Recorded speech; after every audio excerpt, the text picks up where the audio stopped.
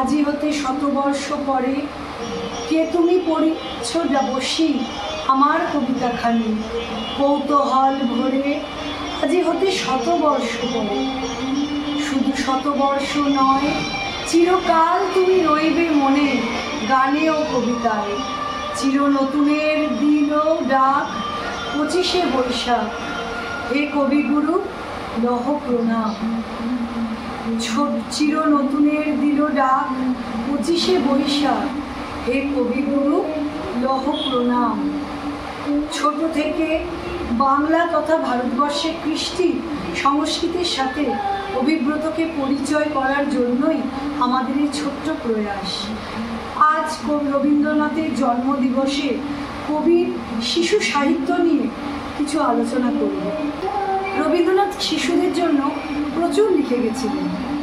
একদিকে ছড়া কবিতা তো রয়েছে, যেমন শিশু ভোলানাথ, খাপছাড়া, সহজ পাঠ ইত্যাদি অসংখ্য ছড়া ও কবিতা গ্রন্থ তিনি শিশুদের জন্য রচনা করে গেছেন।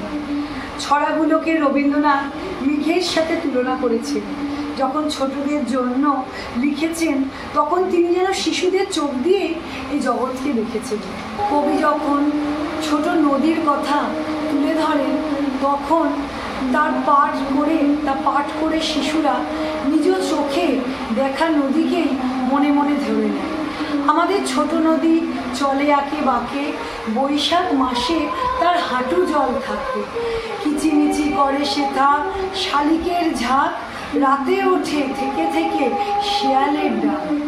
রবীন্দ্রনাথ ছিলেন একজন সচেতন খেয়ালি মনের মানুষ।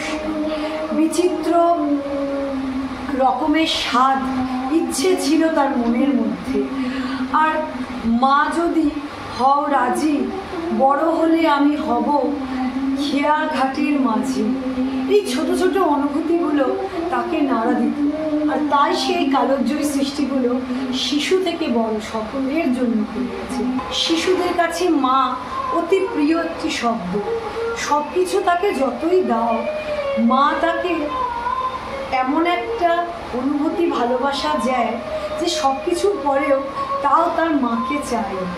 তাই মাকে নিয়েও অনেক ছড়া এবং কবিতা কবিগুলো লিখেছেন। মেঘের মধ্যে মাগো যারা থাকে তারা আমায় ডাকে, আমায় ডাকে। আমি বলি মেয়ে আমার ঘরে, তারে ছেড়ে থাকবো আমি কেমন করে।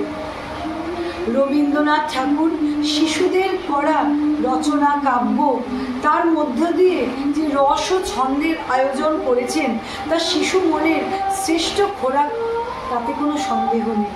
তাই শিশুদের কাছেও তিনি কিংবদন্তি। তাই আজও এক শিশুর মা হিসেবে আরেকটি ছোট্ট শিশু, দুজনের তরফ থেকে আমরা এই 25শে বৈশাখে আমাদের কবিগুরু রবীন্দ্রনাথকে জানাই সহস্র প্রণাম।